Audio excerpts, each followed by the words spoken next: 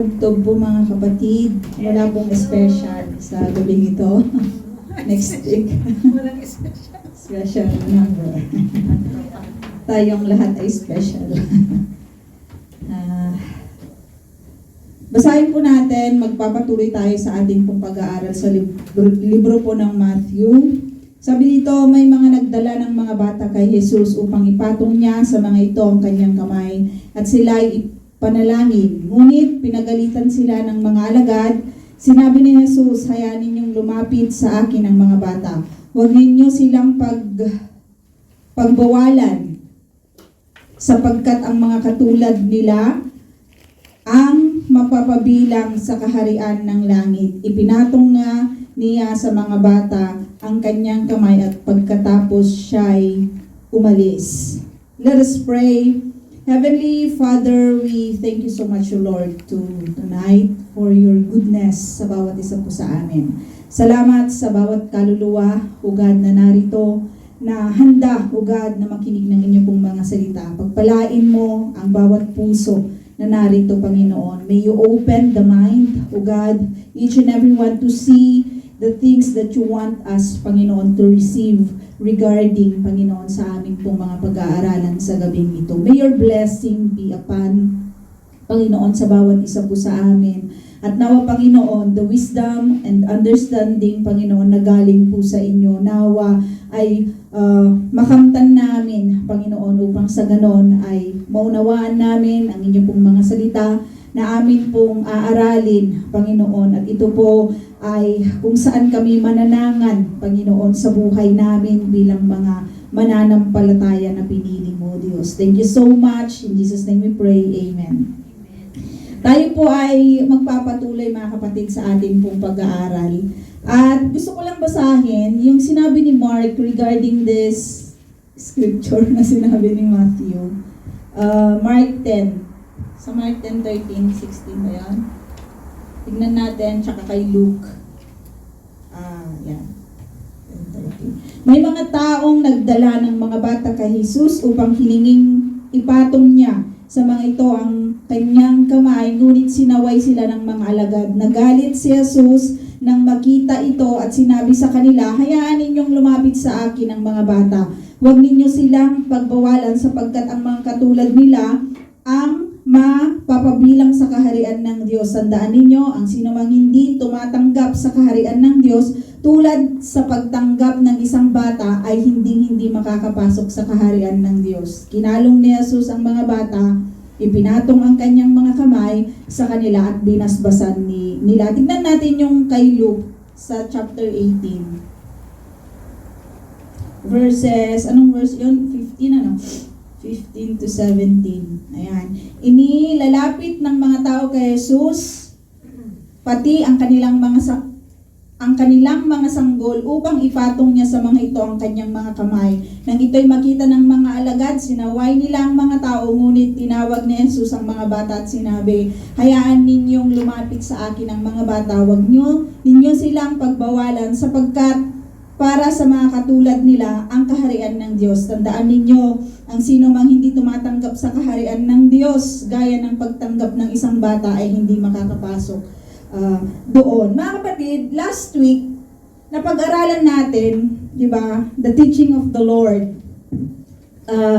Dito po sa libro po ni Matthew, ang patungkol sa pag-aasawa, patungkol sa divorce, patungkol sa pag-aasawang muli, and even yung singleness. In-explain po sa atin ang blueprint, yung blueprint ng Panginoon patungkol sa mga bagay po na ito.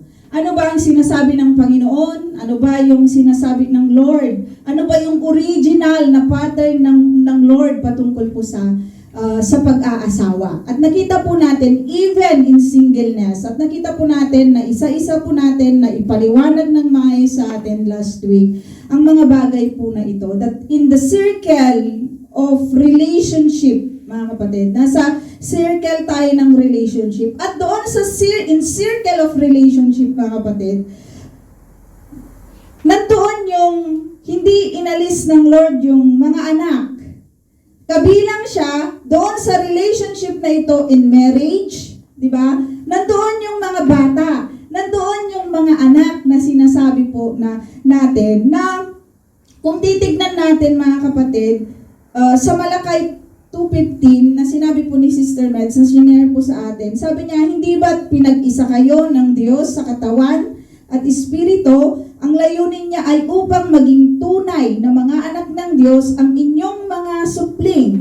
Kaya't huwag ninyong pagtaksilan ang babaeng pinakasalan ninyo nang kayo'y kabataan pa. There is a reason why, mga kapatid. That's the purpose of the Lord sa mga bata na magiging anak natin na mga mananampalataya, mga anak natin na pinag-isa ng Panginoon, sila ay magiging anak ng Diyos. Diba? Anak ng Diyos na inyong mga supling. There is a purpose, mga kapatid, yung mga bagay na ito. At we can see in this chapter ng Matthew, mga kapatid, ang patungkol sa compassion ng ating Panginoon even to the little children. That God, the Lord Jesus Christ, loves the little children. Na hindi natin po pwedeng i-tsapwera ang mga batang ito at sasabihin natin, wala pang isip yung mga yan. Hindi pa nila alam yung mga bagay na yan. Hindi pa nila alam yung kanilang mga ginagawa. But Jesus blesses, di ba? Yung mga bata pong ito, at sinaway niya yung kanyang mga disipulo, mga kapatid, at binunta, di ba, may mga some people bring children sa atin pong Panginoon. Kung titignan natin, mga kapatid, ang mga bata noon at ngayon, malaki yung kanilang pagkakaiba. Noon, tayo na mga age 40, taas. Ako yung naranasan ko yung wala pa namang cellphone noon, pero high school ako noon, meron ng cellphone. Di ba, pwede ka nang mag-cellphone na isang high school student. Yung mga bata, binibigyan na din ng cellphone yung mga taon. Pero yung mga taon po na mas mataas sa akin, ng kaunti lang naman, ay wala pa yung mga gadgets na ito. Wala pa yung mga, we play outside, kumbaga, di ba? Yung ating mga kasiyahan nung tayo yung mga bata, ay maglaro ng patintero, maglaro ng luksong baka, Chinese garter, maglaro ng mga outside, di ba? Yung mga laro natin, yung mga babae na yung talagang mga alam niyo yun, yung mga mahilig sa mga Barbie dolls. Yung papel, di ba? Ginugupit yon. Nung mga bata kami gumugupit, tapos gumigupit ng dapit, magkukulay. Yun yung mga pinagkakaabalahan nung tayo yung mga bata, di ba? And some of us, mga kapatid, there are parents that are not Christian. May mga parents din tayo na sa akin, ang aking mga magulang ay mga mananampalataya. So, it's a must that you go to the church every Sunday. Kasi sa Methodist po kami lumaki, may Sunday school ng mga bata. Mas mauuna yung mga bata, 7 sila mag-start. After that, yung mga matatanda. Mga matatanda naman. So, there is a children ministry doon po sa iglesia na pinupuntahan po namin noong kami po mga bata. And some of us, di ba, na mga magulang natin, hindi sila mga mananampalataya. So, sa ating pagkabata, probably, di ba, sa some of us, ay hindi natin nakita, di ba, hindi natin natumhayan ang pagpunta, di ba, sa iglesia, or pipilitin ka ng mga magulang mo na pumunta ka sa church. Para makinig ka, tuturuan ka ng mga magulang mo na pumunta. Pero makikita natin, mga kapatid, na yung bagay po na ito, sa mga Hudyo daw, noong mga panahon nila, ay talagang pinapupunta yung mga bata doon sa kanilang mga Talmud ba yan, Pastora? Talmud yun?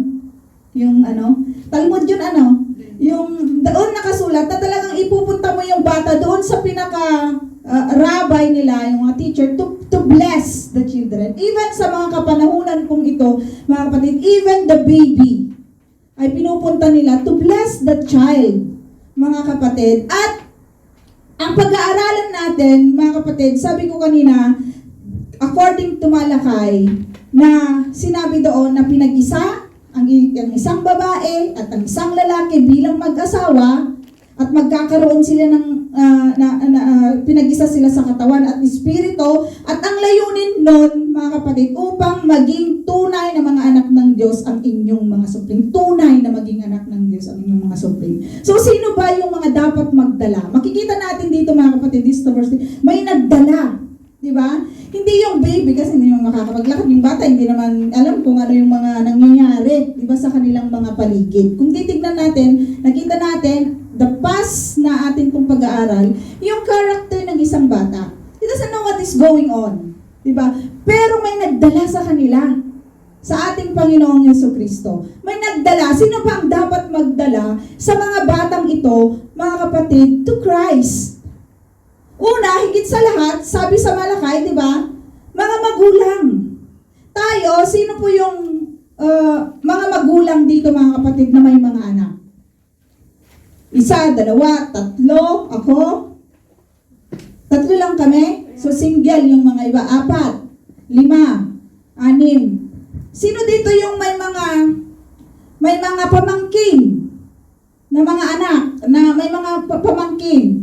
Sino yung may mga inaanak sa binyag? Di ba? Tayo po ba ay walang mga inaanak sa binyag? Yung mga may kakilala na mga may anak na kaibigan. May mga anak sila. Sino sa atin? Lahat tayo, di ba? We know someone that even if we are a single, na wala tayong asawa, single ka tayo, di ba? Di walang asawa. Diba? Or kaya, wala tayong anak. Probably, hindi tayo pinagkalooban ng Lord ng anak, even, kasi may mga taong gano'n, di ba? May mga mag-asawa na hindi pinagkakalooban ng anak normally.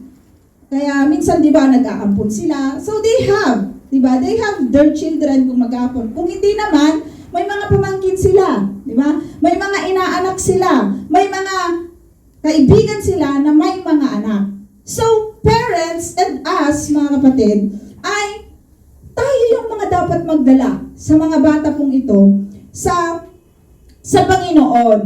At ito yung malaking responsibilidad ng isang magulang, mga kapatid. Ang bagay po na ito na that we need to bring these children to Christ, mga kapatid. Sabi sa Proverbs 22 verse 6 na ituro sa bata ang daang dapat niyang lakaran at hanggang sa paglaki, di niya ito malilimutan. First thing foremost, mga kapatid, kagaya nga ng sinasabi lagi nila, ang values ng isang bata ay magi-start yan sa loob ng pamamahay niya. Diba? Sa loob ng pamamahay niya. So, someone will bring to Christ, mga kapatid, yung mga bata pong ito ay mga magulang. Tayo, mga kapatid na mga magulang, will be the first person sa kanila pong mga buhay na magsasabi sa kanila patungkol sa Panginoon. Na maglalapit sa kanila patungkol sa Panginoon. Na magsasabi sa kanila patungkol sa ating Panginoong Jesucristo. And even, mga kapatid, yung mga pamangkin natin, yung mga inaanak natin, mga kapatid. At ituro hanggang bata pa. Kasi kung tuturuan mo na yung bata na Kristiyano naman na ako, kung talagang bahala na siya dyan. Diba? Kasi diba, if we receive the Lord Jesus Christ, we want our family too. Diba? Na i-receive po nila ang ating Panginoong Jesucristo, na ilapit sila. Kaya tayong mga may anak, diba? Tayong mga magulang, ay huwag natin kakalimutan lagi, mga kapatid, na ilapit, sabihin ang patungkol sa ating Panginoong Jesucristo. Dahil napakahalaga po yung bagay na ito sa ating pong mga anak. Sino pa yung mga dapat magdala, mga kapatid? Hindi lang po sa loob ng tahanan, katulad ng sinabi po ng Bible, di ba? Yung pinag-isa, yung dalawang mag-asawa. Kaya nga, napakahalaga, di ba, na kung mag-aasawa ka, piliin mo yung mananampalataya. Kasi napakahirap na yung asawa mo ay hindi mananampalataya kasi hindi niya mauunawaan yung pagkuha mo sa anak mo at pagdadala kay Kristo. Hindi niya yung mauunawaan. There will always be a fight, mga kapatid, na lagi mong ipapaliwanag sa asawa mo kasi ganito ang kaligtasan, ganito ang Panginoon. lagi-laging may away sa loob kasi hindi niya mauunawaan. Pero this is a lesson or this is an advice, mga kapatid, sa mga single sa atin, kasi may mga single sa atin, that you need to really pray for that partner. Huwag tayong magmadali. Huwag tayong magmadali kasi kung nagmamadali tayo, we will gonna suffer the consequences by choosing a person na hindi naman yun yung ibinigay sa iyo ng Lord. Kaya napakahalaga yung bagay na yun, mga kapatid. Napakahalaga na ipanalangin mo yung magiging partner mo. Kasi yung magiging supling ninyo, mga kapatid, ay napakahalaga na maging katulad mo din siya. At hindi katulad ng mundo. Kaya napakahalaga, mga kapatid, sa atin may mga anak. We have this big responsibility sa ating pong pamilya. Na ilapit ang mga batang ito kay Kristo. Sino pa ang mga dapat maglapit, mga kapatid? Hindi lang yung mga magulang. Kasi may mga magulang na hindi mananampalataya, pero may mga anak sila that they have this desire. Mga kapatid, the church should be the one also na maglalapit sa mga batang ito. Kaya nga may mga children ministry, di ba, sa iglesia. Dito naman, sa atin, mga kapatid, we don't have, because we don't have children here. Si Yoni lang ang ating kaisa-isang child dito po sa iglesia. At madalang pa natin siya makita, baka malaki na nga siya, baka hindi na siya child. Mamaya mag-army na yang si Yoni. At ang mali ng mga disciples sa bagay na ito, mga kapatid, nung nakita nila, di ba, na inilalapit nila yung mga bata, nagalit, pinagalitan ng mga alagad, yung mga naglalapit sa Panginoon, sa Panginoon, yung mga bata na inilalapit sa kanya, nagalit yung mga disciple na supposed to be, they are the one. Di ba? Na mag-iinganyo sa mga batang ito na lumapit sa Panginoon. Kaya sa atin, mga kapatid, kaya ako tinanong kanina na kung may mga kapatid, may mga pamangkin, may mga kakilala tayong mga bata. This is our responsibility as a church, mga kapatid, na sa tuwing makikipag-usap tayo sa mga batang ito, ilapit natin si Kristo sa kanila pong mga buhay. Ilapit natin ang mga batang ito, hindi dahil sabihin natin na, may children ministry naman sa church, ayahan na lang sila, ayahan na lang yung mga batang, yung mga nandoon na maglapit sa kanila, magturo sa kanila. Sa ating mga kapatid, we have this responsibility. Sa bawat kinakausap mo na pamangkin mo, sa bawat kinakausap mo na anak ng mga kaibigan mo, na kinukumusta mo, sa atin pong mga bawat pagpindot ng ating mga cellphone, when we are talking to them, sa mga tinutulungan natin, di ba may mga tinutulungan kayo, probably, na mga pamangkin ninyo, that's the time and that's the platform, mga kapatid, na gagamitin natin to share ang patungkol po sa Panginoon. This is our responsibility, mga kapatid, because hindi lahat ng mga magulang ay mananampalataya. Pero kung hindi natin gagampanan yung bagay na ito, mga kapatid, na gagamitin yung ating mga buhay para ang mga batang ito ay lumapit sa Panginoon, mga kapatid, yun po ay kasalanan. Kasi hindi natin ginagawa yung mga dapat nating gawin, na supposed to be ginagawa natin, na supposed to be we are sharing. That's your platform already na ibinigay na ng Lord, kapatid. Hindi ka man tumatayo dito, pero nakikipag-usap ka, di ba? Sa mga bata. Na sinabi ng Bible, sa kanyang pagkabata, turuan mo na siya. Kasi sa paglaki niya, hindi niya makakalimutan yung mga bagay niya. Napakahalaga, mga kapatid, na sa Ilocano, mahubog. Diba? Mahubog yung mga batang ito na naririnig nila ang patungkol sa ating Panginoong Hesukristo. Because there will come in a time sa kanila pong mga buhay, maaalala niya, kahit inaanak lang yan, kapatid, na walang dugong nananalantay sa inyo, na nag-uugnay sa inyo, pero meron yan. Meron, mag-uugnay yung salita ng Lord. Yung pag-ibig mo sa mga inaanak mo. Hindi lang mano puninong, mano puninang. Tito, tita. But we need to share the gospel for these children, for these people, dahil iniibig ng Diyos ang mga bata, mga kapatid. iniibig ng Diyos ang mga bata. Kaya nga, nagalit ang Lord sa mga lagad according to Mark. Di ba? Kinorek niya, hayaan ninyo sila na lumapit sa akin. Hayaan natin ang mga bata na lumapit. Kasi di ba may mga bata na, ewan ko kung na-experience ninyo, na yung isang bata pupunta sa iglesia, ayaw ng mga magulang. Kasi ang gusto nila, tumulong yung bata dahil sa kahirapan ng buhay. Di ba? Minsan, yung hindrance ng bata na pumunta sa iglesia is because of poverty. Because kasi tutulungan niya yung nanay niya, mahirap lang po ang buhay namin. Ganito yung kailangan ko pong tumulong. Mga kapatid, we can use that platform to share the goodness of God, to share what you have to this family. Mga kapatid, to share yung kabutihan po ng Lord sa kanila. Bakit natin kailangan, di ba, na ang mga batang ito ay lapit sa Panginoon, mga kapatid? Kasi kumanto ng Lord. Kasi sabi niya, hayaan niyo sila.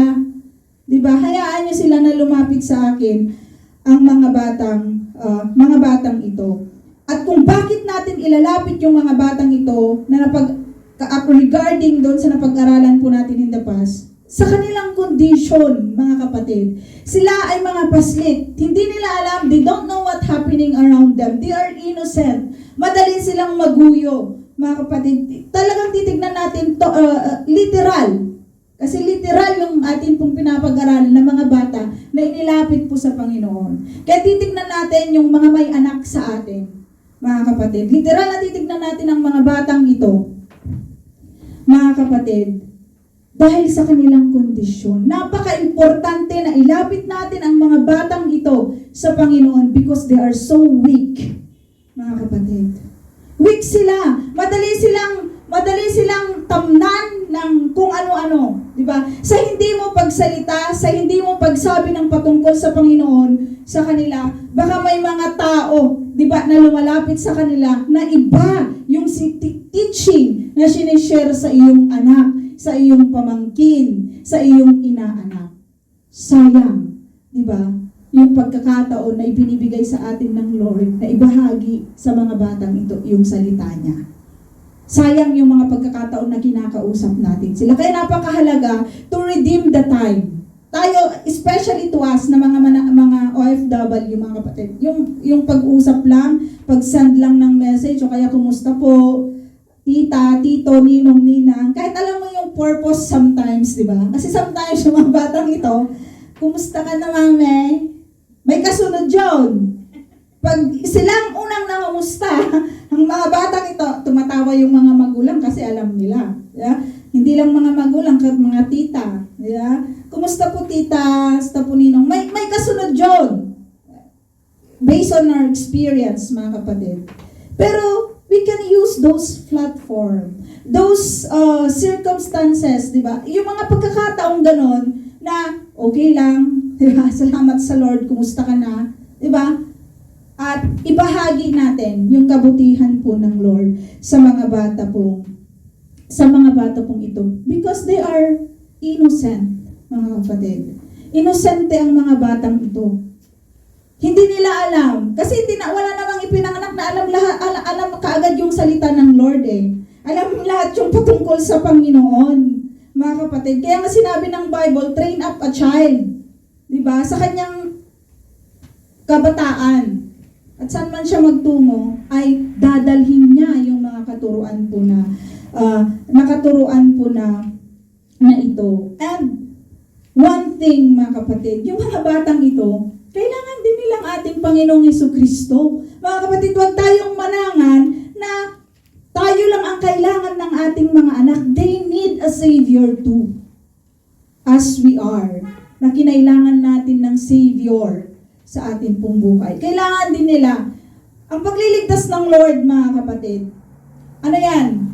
Sa PASAP, sa Ilocano, sa Tagalog na. Nawawala ako sa Tagalog. Pangkalahatan. Very good. Galing Pangkalahatan ang pagsisave ng ating Panginoon. And for these children, they didn't know that.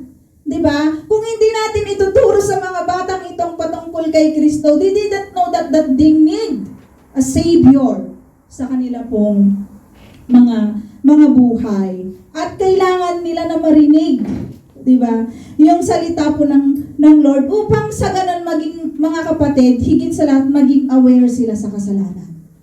Maging aware sila sa paggawa ng kasalanan. Kasi kung hindi natin tuturuan, alam ba ng bata na kasalanan yung pagsisinungaling, kasalanan yung pagnanakaw, kasalanan ang pagpatay, kasalanan sa sa mga kapanahunan ngayon, early age, di ba? May mga boyfriend, girlfriend, di ba? Sometimes, kailangan nating palalahanan ang mga batang iyon. Hindi natin alam, baka gumagawa sila ng mga kasalanan, di ba, na hindi ayon angkop sa salita ng Lord. Especially sa ating mga teenage na mga anak, napaka-crucial, di ba, nung mga kanilang mga edad, na kailangan talagang kausapin natin sila, talagang upuan natin sila, pakinggan natin sila, kasi hindi sila aware minsan sa kanilang mga ginagawa. Di ba? Kailangan nating isaksak sa kanilang mga isipan, mga kapatid, ang salita ng Panginoon. Kasi yun lang, di ba, yung kanilang panghahawakan in order na maging aware sila na kasalanan, di ba? Yung makikipag-sexual intercourse sa isang tao, sa opposite sex, even same sex, di ba? ng mga ito, dahil kasalanan yun. Diba? Para maging aware sila, mga kapatid. Katulad nga ng sinabi natin, inosente ang mga bata. Diba? Madali lang silang maguyo. Madali lang po silang maguyo. At sabi po gusto ko lang i-share yung sinabi po ng Lord sa Deuteronomy 6, 1-9.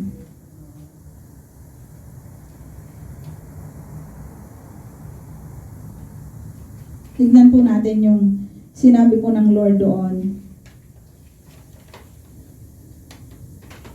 Sabi po dito, ito ang kautusan at mga tuntuning ibinigay niya sa akin na siya ninyong susundin. Si Moises pang nasasalita dito. Sa lupaing inyong sasakupin, ang mga ito'y ibinigay sa inyo ni Yahweh at sa inyong mga anak at sa mga susunod na salinlahi upang magkaroon kayo ng takot sa Kanya. Kung ito'y susundin ninyo, hahaba ang inyong buhay. Kaya nga, pakinggan ninyo ito at sunding mabuti. Kung magkagayoy, sasagana kayo at darami ang inyong lahi. Pagdating ninyo sa lupaing ipinangako ni Yahweh, ang Diyos ng inyong mga ninuno, lupaing mayaman at sagana sa lahat ng bagay. Pakinggan mo, Israel, si Yahweh ang ating Diyos, ang tanging Yahweh. Ibigin mo si Yahweh na iyong Diyos ng buong puso, buong kaluluwa at buong lakas. Ang mga utos niya itanim ninyo sa inyong puso, ituro ninyo sa inyong mga anak, pag-aralan ninyo ito sa inyong tahanan, sa inyong paglalakbay, sa inyong pagtulog sa gabi at sa inyong pagbangon sa umaga.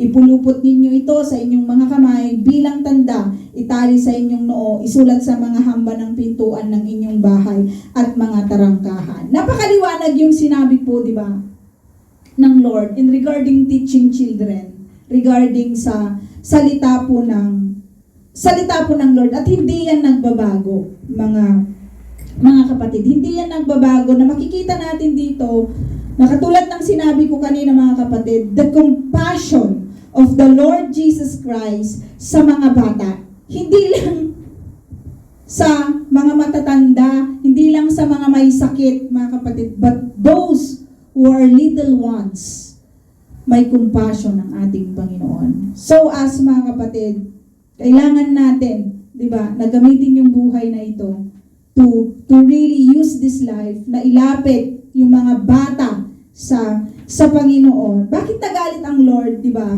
Na makikita natin kung bakit nagalit ang Lord sa mga disciple. Kasi pinagbabawalan niya. Pinagbabawalan ng mga disciple na ito yung mga bata na lumapit sa Panginoon. He was angry because He loves these children. Na probably, di ba, nakita niya na para bang sa pagbawal ng mga apostle, para bang binibigyan niya ng para bang sila na yung nagdi-decide kung sino lang yung pwedeng lumapit sa Panginoon. Diba? Kahit sino po pwedeng lumapit sa Panginoon. Bata, matanda, mga kapatid, ay po pwedeng lumapit sa Panginoon. At hindi po pwedeng pagbawalan ng kahit na sino, mga kapatid, yung paglapit natin sa Panginoon. Hindi natin sasabihin, katulad ng sinabi ko kanina, na bata lang yan, hindi niya alam ang ginagawa. Pero ang teaching ng Bible, mga kapatid, sa kanyang pagkabata ay turuan mo na siya. Kahit 2 years old, 1 year old pa lang yan, kapatid. Kahit sa mga kakilala natin, even in their mga kakilala ninyo, mga kapatid, huwag nating sayangin yung mga pagkakataon na ipagamit yung buhay natin even to the children, mga kapatid. At paano natin ilalapit ang mga ito sa Panginoon, mga kapatid? Paano mo ilalapit ang isang tao, ang isang bata sa Panginoon? Una sa lahat, mga kapatid, alalahanin natin sa ating mga buhay, katulad ng sinabi sa Psalms, na they are fearfully and wonderfully made. Mga kapatid, they are fearfully and wonderfully made. They are creation ng Lord, mga kapatid. Na wag na nating sayangin, hindi nawa masayang yung panahon ng mga batang ito. Katulad ng in-example natin kanina, na iba yung noon at ngayon. They are now, sa mga kapanahon ng ito, mga kapatid, because of technology, diba? Nagiging yung reasoning ng bata, yung panahon ng isang bata, diba, ay mas nakatuon sa cellphone, nakatuon sa mga games sa cellphone, nakatuon sa kung ano-ano pa man, panonood, YouTube, Facebook. Kasi parents sa mga kapanahon ng ito, they give cellphones, diba, sa mga bata. Mga kapatid, alalahanin natin na ang mga batang ito ay creation po ng Lord. And they are fearfully and wonderfully made by God, mga kapatid. At sayang ang buhay ng mga kakilala natin o nakikita natin mga bata kung hindi natin gagamitin yung pagkakataon at platform na binibigay sa atin ng Lord para i-share yung patungkol po kay Kristo. At ang mga batang ito ay kaloob po ng Lord according to Proverbs. Kaloob ng Diyos ito, mga kapatid. Kaya nga kahit na wala kang asawa pero may anak ka, pinahintulutan po yan ng Lord na maging iyo. At kaloob yan sa'yo. And that's your responsibility, mga kapatid. Na i-share, narinig mo ang salita ng Lord, that's your responsibility to share, mga kapatid. Sa iyong mga supling, tayo, di ba, na mga hiniwalayan, this is our responsibility to really share, di ba, yung salita po ng Lord. Sa inyo, di ba, na the one na hindi mananampalataya, ikaw na mananampalataya, it's your responsibility to share the Word of God. May mga pamangkin ka, it's your responsibility to share. Redeem always the time, mga kapatid, na i-share yung salita po ng Lord. Paano natin ilalapit, mga kapatid, ang mga batang? Turuan natin. Yung sinabi kanina sa Deuteronomy, sabi ng Diyos, di ba? Naturuan nyo sila sa gabi, sa umaga. Sa lahat ng pagkakataon na po pwede kang magturo, kapatid, sa mga batang ito. Turuan nyo po sila. Hindi yung mga pagkukwentuhan natin, yung mga kung ano yung nangyari sa showbiz, balita, or kaya kung ano yung mga update, di ba, sa kanilang mga cellphone, but to update them in the Word of God. Lagi-lagi natin silang i-update patungkol kay Kristo, mga kapatid. Because God, Jesus Christ, loves the little children. Turuan natin sila diligently at may yung consistent yung ating pong pagtuturo sa kanila. Hindi lang yung ngayong araw, tapos sa susunod na taon ulit. Di ba? Maging consistent tayo. Kasi ang bata, nakakalimot yan. Tayo nga na mga matatanda, nakakalimot tayo eh. Lagi-lagi tayong napapaalalahanan. Ano pa kaya yung mga bata? Maging consistent tayo at maging diligent tayo, mga kapatid, sa pagtuturo sa mga bata pong ito. At maging confident ka, kapatid. When Sabi natin, hindi naman ako magaling sa salita ng Lord, kapatid. Hindi naman ako masyadong, kung ano yung alam mo sa mga kapanahonang ito. Kasi hindi naman ako naniniwala, kapatid, na wala kang alam sa salita ng Lord. Kung ano yung hawak mo na salita ng Lord, be confident in that word to share, mga kapatid. Kasi ang Lord naman ang magtratrabaho. Ang gagawin lang natin ay magsasabi, at ang Lord ang magtratrabaho sa buhay ng mga taong sinesharean natin, sa mga bata na sinesharean po natin. Be confident in the word of God, mga kapatid, in sharing those children. Hindi natin sasabihin na, bata naman yan, hindi niya mauunawaan. Be confident, mauunawaan niya yan, kapatid. Kasi from the scripture itself, galing, diba, na sa kanyang pagkabata ay train mo na at ituruan mo na, hindi niya yun makakalimutan kahit saan siya magpunta. At higit sa lahat, mga kapatid, hindi lang yung turuan mo siya, diba, ilapit mo siya sa Lord. Tayo na mga mananampalataya, hindi lang kami na mga manggulang, mga kapatid, maging model tayo sa kanila. Dapat makita sa buhay natin kung ano yung sinasabi natin sa kanila. Diba? Anak, huwag kang masyadong nagsasalita ng masama. Baka, yun, sabi ni Pastor, huwag kang masyadong magsiselfone. Baka tayo naman, 10 hours tayo naka-cellphone. Diba? Kailangan natin, what we are teaching to our children, makita sa buhay po natin, mga kapatid. Sabi sa Ephesians, chapter 6, verse 4, and you, sabi niya, fathers yung nakalagay doon, and parents, us, do not provoke your children to wrath, but bring them up in the training and admonition of the Lord. Napaka-clear, di ba mga kapatid, na wag natin silang galitin, wag natin silang i-push, mga kapatid, na sila po ay magagalit sa atin. May mga pagkakataon, di ba, na hindi maunawaan ng mga batang ito. But if we train them and be confident in teaching them, mga kapatid, yung salita po ng Lord, naniniwala po ako na magtratrabaho ang salita ng Lord sa kanila pong mga buhay. As children as the Lord Jesus Christ loved these little children, mga kapatid, we need to love these little children. We need to love our children. That's given. Paano kung hindi mo anak? Kaya mo bang mahalin? Kaya mo bang ituro sa kanya ang salita ng Panginoon? Napakahalaga yung bagay po na ito, mga kapatid. Sa most of the church, di ba, mga kabataan yung nagtuturo sa mga bata. Kami noon kami yung mga nasa children ministry. Di ba? Napakahalaga, mga kapatid, na kahit hindi natin kaano-ano yung mga batang ito, or nakakausap lang natin, mga pamangkin natin, mga inaanak natin, sabi ko kanina, we need to guide them, we need to teach them, and we need to love them unconditional, mga kapatid. Ibigin natin sila. Sabi ni Paul, di ba, kung walang pag-ibig, parang pompyang na umaalingaw-ngaw lang, parang gong, sabi ni Paul doon. Kaya, napakahalaga yung pag-ibig. Kasi if you don't have the love, mga kapatid, kahit pa tinitignan mo yung batang yun, wala kang care.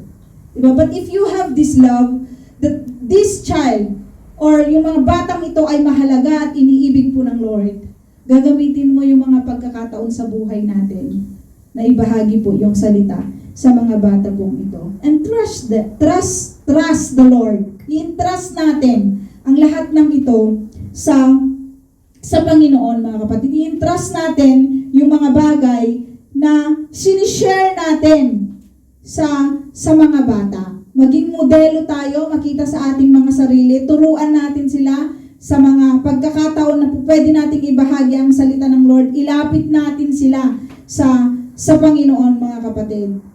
Iniibig ng Diyos ang mga bata.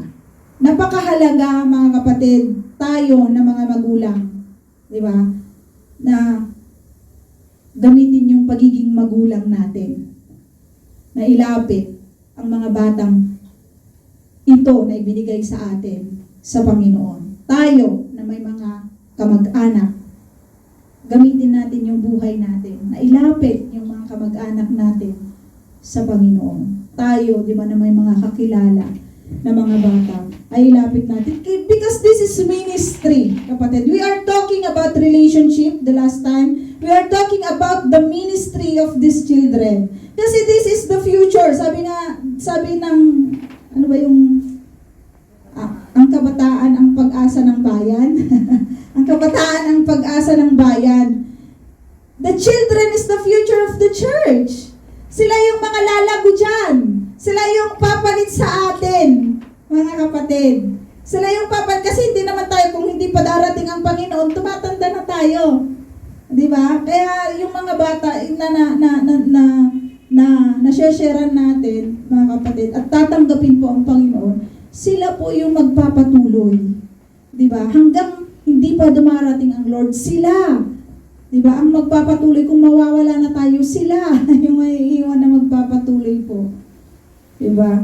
At hindi po sila pababayaan ng Lord. Kasi if we don't use yung ating pong buhay, katulad ng mga alagad na pinagbawalan, sila mismo, di ba? Ang nagbawal na lumapit yung mga bata sa Panginoon, mga kapatid. That's why Jesus ay nagalit siya. Hayaan niyo sila, di ba, na lumapit po sa akin. Kaya nga sa atin, mga kapatid, gamitin natin ang bawat pagkakataon ng ating pong buhay. Gamitin natin, wag nating sayangin, di ba? Wag nating sayangin, mga kapatid, na turuan ang ating pong mga anak. Wag nating sayangin ang mga pagkakataon. Napakahalaga yung mga pagkakataon na nakikipag-usap tayo. At wag makipag-usap, di ba? Sa mga finances lang, mga kapatid. Or, anak, wala pa akong pera, or mga problema lang. Pwede natin gamitin ang mga pagkakataon, mga kapatid, na pagkikipag-usap sa kanila na magturo. Hindi na namin nagagawa ng aking anak dati, nung nasa side siya ng kanyang tatay. Nag-aaral kami. Nag-start na kami ng Genesis eh. Madami siyang question sa mga kapanahunan na iyon. Hindi na namin siya naituloy, but thank God, praise the Lord, kasi nandoon siya sa piling ng aking ina, nakakapag-church siya.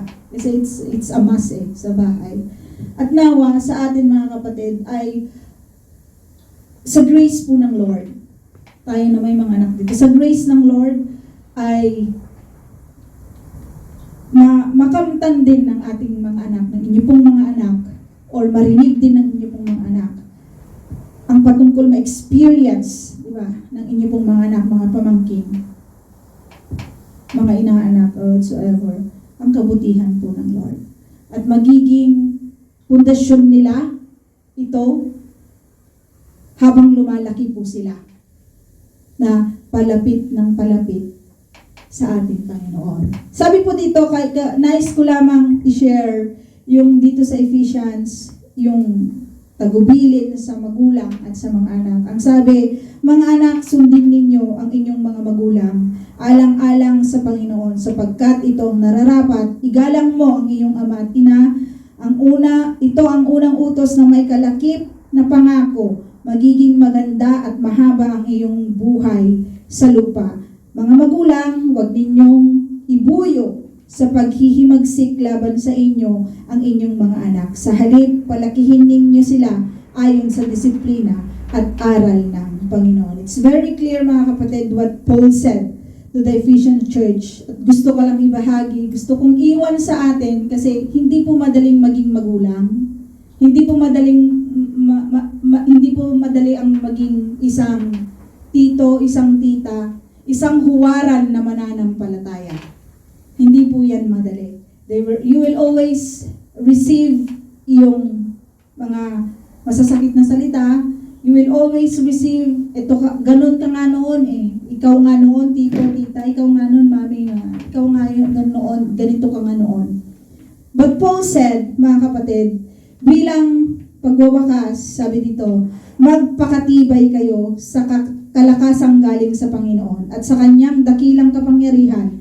isuot ninyo ang buong kasuotang pandigmas na kaloob ng Diyos upang mapaglabanan ninyo ang mga pakana ng dyablo, sapagkat hindi tayo nakikipaglaban sa mga tao kundi sa mga pinuno, sa mga may kapangyarihan, sa mga tagapamahala ng kadilimang umiiral sa sanlibutan ito, sa mga hukbong espiritual ng kasama ng sa himpapawid. Kaya't gamitin ninyo ang kasuotang pandigma na mula sa Diyos. Sa gayon, makakatagal kayo sa pakikipaglaban pagdating ng araw na sumalakay ang masama, upang pagkatapos ng labanan ay matatag pa rin kayong nakatayo. Kaya't maging handa kayo, ibigkis sa inyong baywang ang sinturon ng katotohanan at isuot sa dibdib ang baluti ng katuwiran. Isuot ninyo ang sapatos ng pagiging handa sa pangangaral ng magandang balita ng kapayapaan. Lagi ninyong gawing panangga ang pananampalataya na siyang papatay sa lahat ng nagliliyab na palaso ng diablo. Isuot ninyo ang helmet ng kaligtasan at gamitin ang tabak ng Espiritu na walang iba kundi ang salita ng Diyos. Manalangin kayo sa lahat ng pagkakataon, humiling at sumamo sa patnubay ng Espiritu. Lagi kayong maging handa at patuloy na ipanalangin ang lahat ng hinirang ng Diyos. Ipanalangin din niyo ako'y pagkalooban ng wastong pananalita upang buong tapang kong maipahayag ang hiwaga ng magandang balitang ito. Dahil sa magandang balitang ito, ako'y sinugo at ngayon nakabilanggo. Kaya't ipanalangin ninyong maipahayag ko ito ng buong tapang gaya ng nararapat. Let us pray. Heavenly Father, we thank you so much for your encouragement, Panginoon, sa bawat isa po sa amin. Alam namin, Ama, na tunay, Panginoon, ang inyong pong mga salita.